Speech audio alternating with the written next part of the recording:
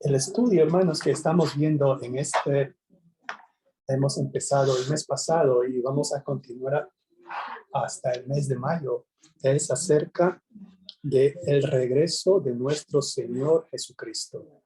El regreso de Él ya no como un manso cordero, ya no como un niño en un pesebre, sino en el regreso como juez, como un rey. Y dice, ¿verdad? He aquí, yo vengo pronto, dice nuestro Señor Jesucristo en Apocalipsis 22. Y esta palabra pronto es algo también que es para quizás satisfacer nuestra necesidad humana, hermanos, de querer saber el cuándo. En el estudio pasado, nosotros habíamos visto de que Jesucristo no estaba interesado en responder dos preguntas que sus discípulos le hicieron cuando Jesucristo les dijo a ellos, ¿ven estas piedras de este templo? De cierto os digo que no quedará piedra sobre piedra. Y sus discípulos le dijeron, primero, Señor, ¿cuándo serán estas cosas? ¿Y qué señal harás cuando tú regreses? Jesucristo no les respondió el cuándo, y es porque es nuestra naturaleza humana de querer saber cuándo. Empezando nada más nuestros pequeños, cuando vamos de viaje, cuando vamos a un lugar, ¿qué es lo que nos dicen ellos, verdad? ¿A qué horas vamos a llegar? Y eso también es, imagínense si desde niños estamos preocupados de cuándo, a qué hora vamos a llegar al parque de diversiones. Imagínense de adultos también, ¿verdad? Cuando mis niños se van a graduar de la escuela, ya estoy cansado de pagarlos, de tuition y todo eso. O cuándo se van a casar, o algo así, ¿verdad? O cuándo me voy a retirar, ya quiero retirarme, ¿verdad? Y cuánto nosotros preguntamos en cuándo.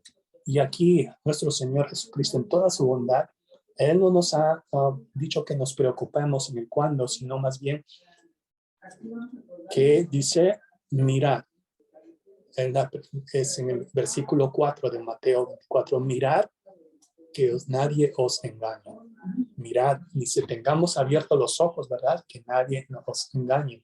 Y Jesucristo, Él lista una serie de cosas, ¿verdad? En la clase que habíamos visto. Y al final Él dice, ¿verdad? Que esto no va a llegar todavía hasta que el Evangelio sea predicado a todas las personas y en todo lugar del mundo. Y ahora en el día de hoy, hermanos, nosotros podemos ver que el día de hoy nosotros vamos a aprender algo. Conoce lo que va a venir. Y les voy a poner una grabación aquí, a ver si se puede escuchar.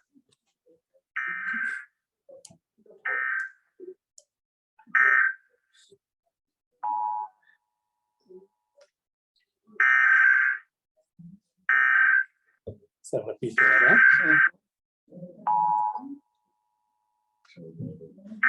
¿Qué significa para ustedes esta señal? ¿Verdad? Atención, que hay algo que está viniendo y que no hay tiempo de prepararse, es actuar de inmediato. Nuestro Señor Jesucristo en este pasaje, en esta sección que nosotros vamos a ver, de Mateo 24, del 15 al 22, nuestro Señor Jesucristo nos va a indicar de que hay una alerta, hay una señal, algo que viene y que va a ser algo tan repentino que no va a haber tiempo de preparar las cosas, no va a haber tiempo de bajar de las azoteas o recoger tu capa que estás en el campo, como vamos a ver en los versículos, sino es tiempo de que algo va a venir. Y el punto de nuestro Señor Jesucristo quiere hacer en estos pasajes es no causarnos temor, porque quizás la respuesta humana, como usted, hermana Pat, había mencionado, el temor que está causando esta situación de COVID y de otras situaciones que en el resto del mundo, como la guerra en Ucrania, este temor siempre tiende a causarnos una emoción negativa que es odio, ¿verdad? Y eso también es algo que nosotros, al saber de estas señales, no es que nuestro Señor quiere causarnos temor. Su punto es que quiere que nosotros estemos informados, que conozcamos lo que va a venir. Pues sí sabemos, ¿verdad? Las cosas que pasan, bueno, al menos yo en lo personal. Entonces, yo lo que te quiero decir es que trato de entender es que sabemos que las cosas van a pasar. Yo no sabía, estaba muy ajeno a estas cosas. Allá aquí en esta área ya más sabes, ¿no? Pero aquí en esa área que estaba en ese momento yo no sabía ni siquiera ni idea de que era un tornado. Pero yo sentí porque pasó pues exactamente por ahí. Señor, gracias te damos este día, Padre amado. Gracias por tu amor y tu misericordia para cada uno de nosotros, Señor, y para cada uno de nuestros seres queridos. Señor, te pedimos, Padre amado, en esta mañana, que nos des, Padre amado, el discernimiento, Señor, de poder entender, Señor, de que tu mensaje, Padre, no es para causarnos temor, ni para causarnos ningún tipo de desasosiego, sino más bien, Padre, para que nos hagas tener conocimiento de que tú vienes, Señor, y vienes pronto, Señor. Te pedimos, mi Señor, que no haya excusa, especialmente nosotros, Señor, que hemos depositado nuestra fe, nuestra confianza, Señor, y hemos dejado todo, Señor, para seguirte, Padre amado. Ayúdanos, mi Señor, que también tengamos este valor, Señor, de seguir predicando el Evangelio de buenas nuevas de salvación mientras tú estás de regreso. Padre amado, ayúdanos, Señor, en esta clase a través de tu Espíritu, Señor, que nos des, Padre amado, este entendimiento y sobre todo ponerlo en práctica en cada día de nuestras vidas. Te lo pedimos, Señor, de manera muy personal y sincera, en el nombre de tu Hijo Jesucristo. Amén. Amén. Leamos Mateo 24:15, por favor, a ver qué nos dice. Por tanto, cuando veáis el lugar santo, la dominación desoladora de que habló el profeta Daniel, el que lee, entienda. Es interesante, hermanos, es un versículo nada más, ¿verdad? Mateo 24:15. Me llamó la atención este texto entre paréntesis. El que lee, entienda. Esto quizás fue añadido por el evangelista Mateo. Parecen ser no las palabras de nuestro Señor, más bien Mateo, el que escribió este evangelio, añadió esto, el que lee, entienda.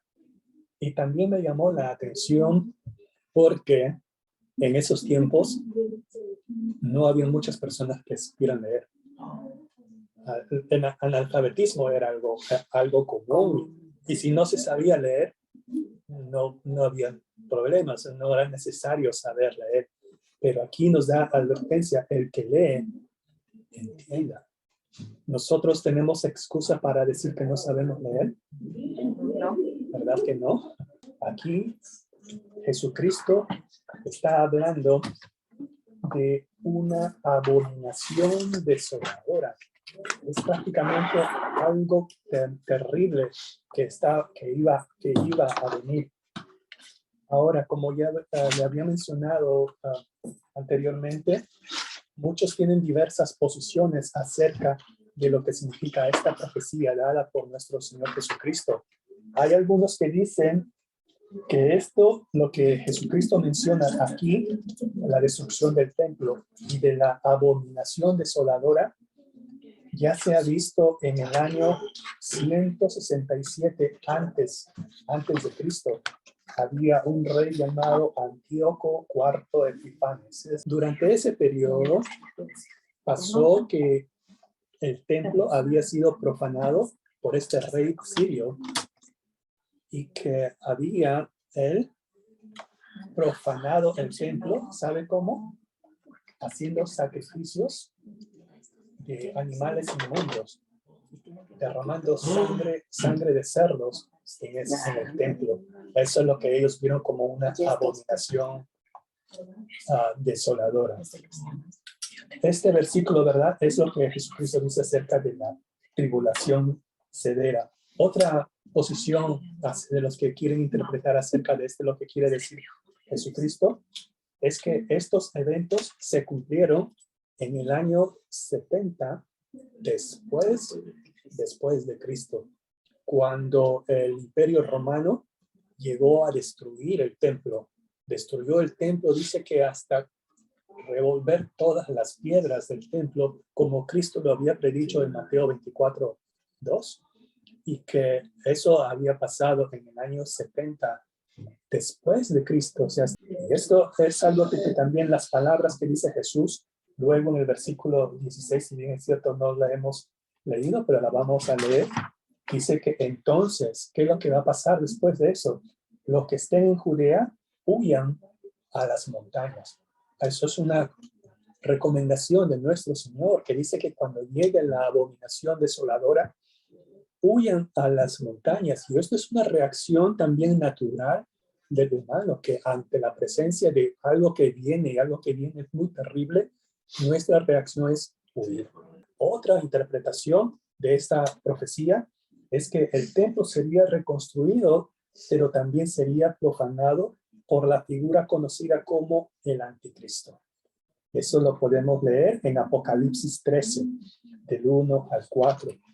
Y si bien es cierto, hermano, no vamos a leer este pasaje de manera directa, pero es algo que, si usted lo desea, puede leerlo en casa. En Apocalipsis 13, del 1 al 4, y también el 14, predice que el anticristo hará una imagen en el templo reconstruido que la gente se verá obligada a adorar.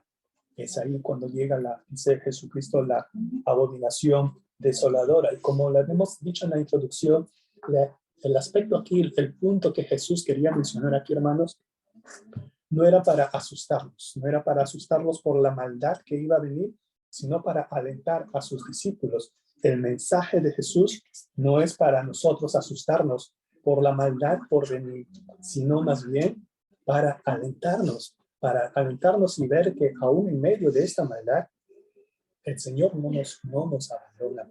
Vamos a pasar sufrimiento, hermanos, y eso es, si es que no le estamos pasando hasta ahora, pero eso es algo que va a venir tan seguro como Jesucristo regresa, así también tan seguro es que la gran tribulación también está por venir. En ciertos sentidos, de estas tres posiciones, hermanos, de que si fueron en el año 167 antes de Cristo, de que si fue en el año 70 después de Cristo, que va a pasar en el futuro, en cierto sentido, todas estas posiciones tienen razón.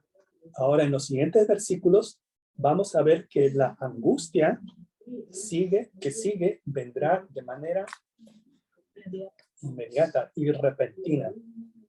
Esto lo vemos en Mateo 24, del 16 al 20, por favor. Entonces los que estén en Judea huyan a los montes. El que está en la azotea no descienda para tomar algo de su casa. Y el que esté en el campo no vuelva atrás para tomar su capa. Mas hay de las que estén encintas, de las que críen en aquellos días. Orad pues que vuestra huida no sea en invierno, en día de reposo. Amén. Gracias, hermanos. ¿Usted sabe acerca del SAS México? SAS México. ¿Sabes? Sistema de alerta de sismo. Oh, sí. ¿Verdad? Me suena.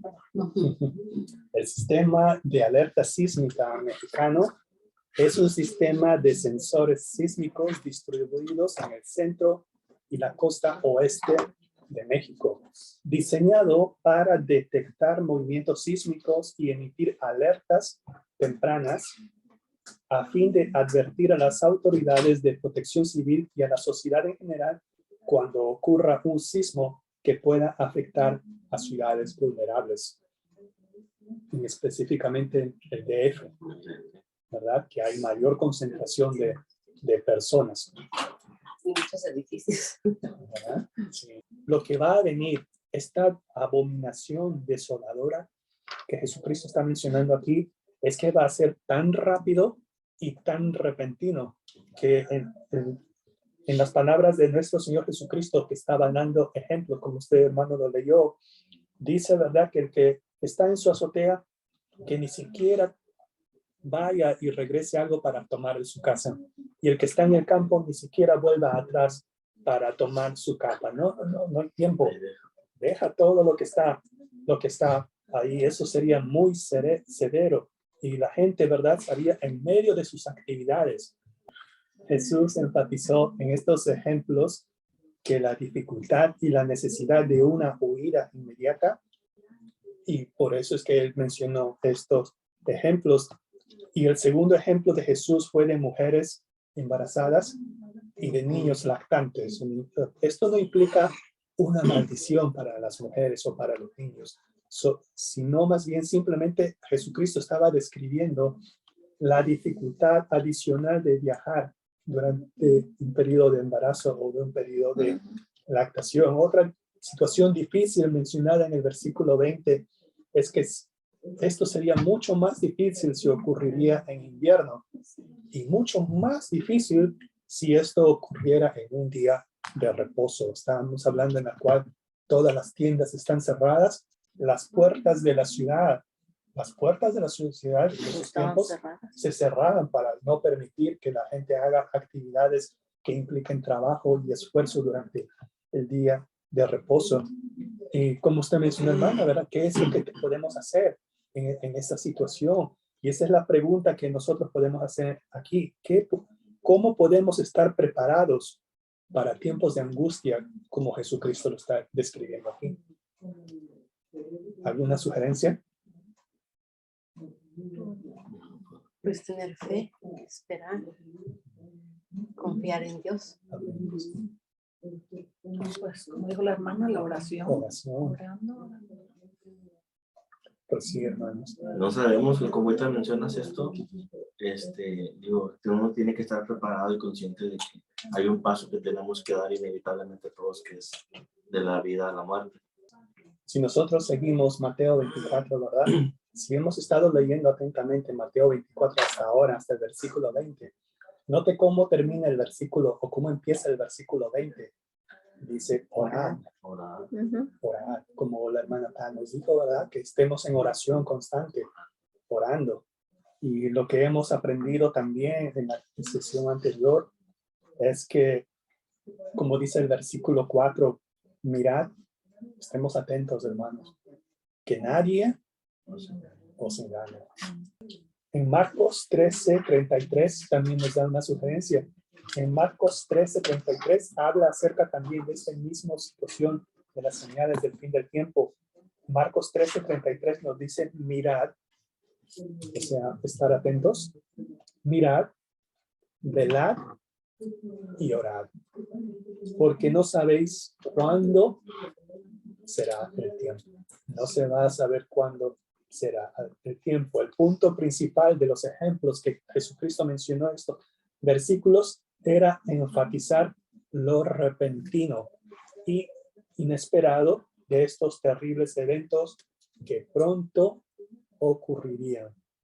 Y ahora escuchar que vendrán problemas, ya sean por enfermedad, ya sea por desastres naturales, hermanos.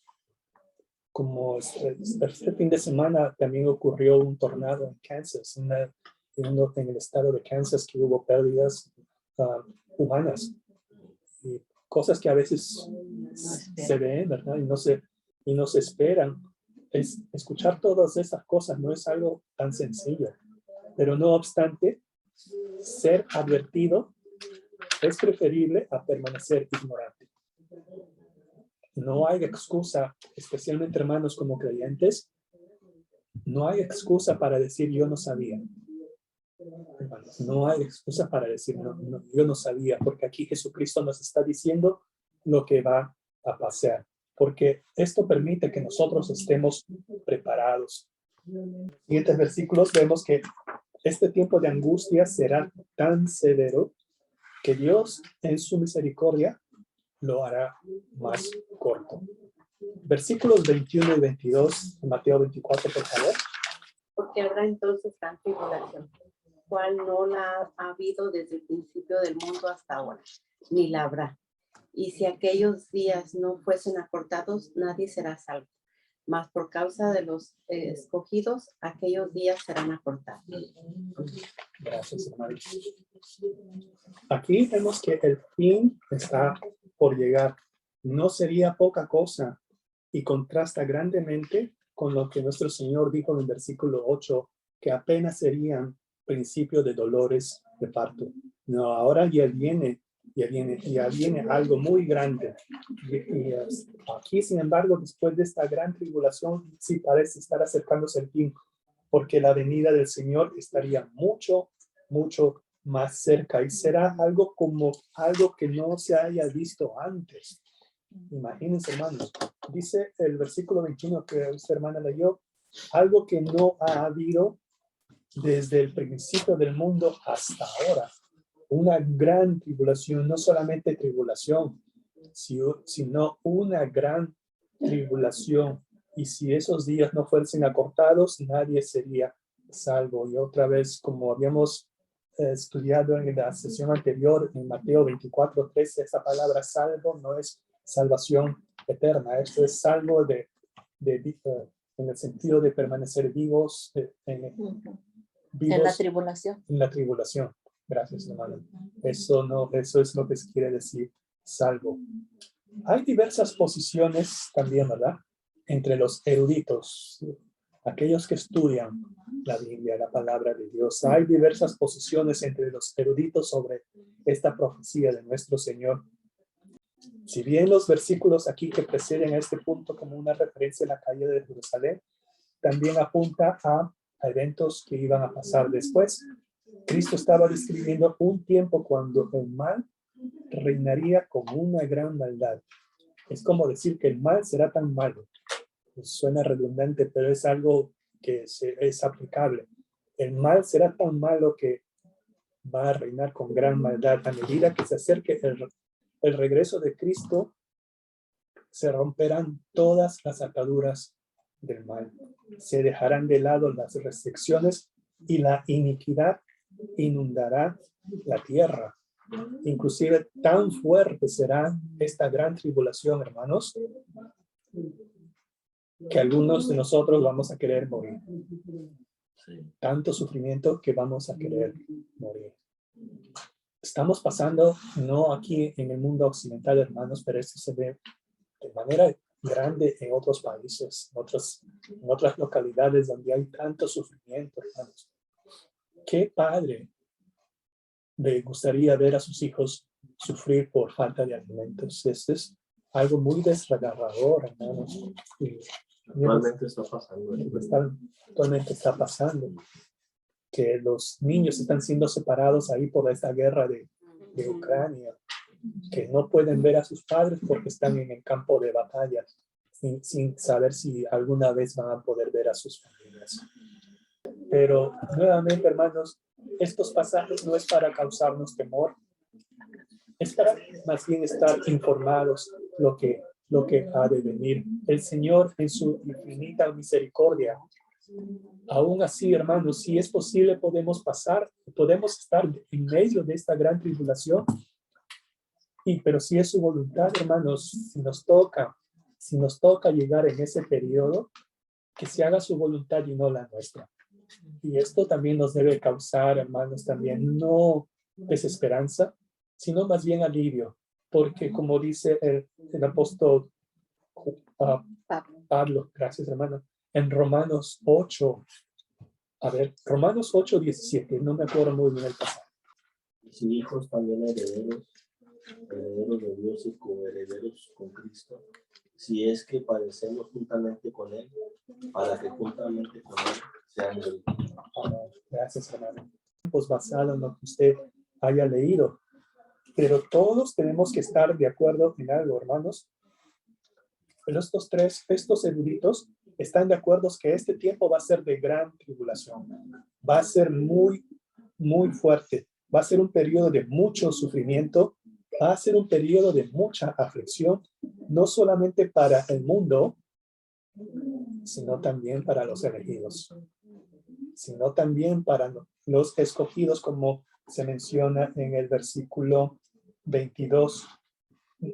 Nadie sería salvo, mas por causa de los escogidos, aquellos días serán acortados. Quiere decir, hermanos, que en la tribulación también van a haber los escogidos de Dios.